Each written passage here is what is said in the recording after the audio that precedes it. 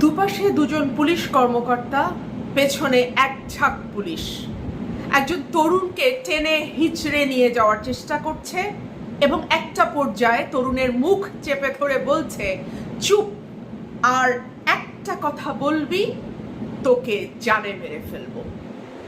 এই হচ্ছে বর্তমানে বাংলাদেশের অবস্থা।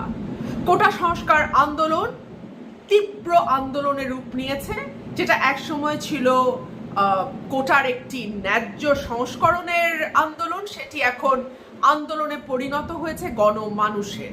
সেটি এখন আন্দোলনে পরিণত হয়েছে যেই 200-র ওপরে মানুষকে নির্বিচারে গুলি করে হত্যা করা হয়েছে তাদের বিচারের আন্দোলন।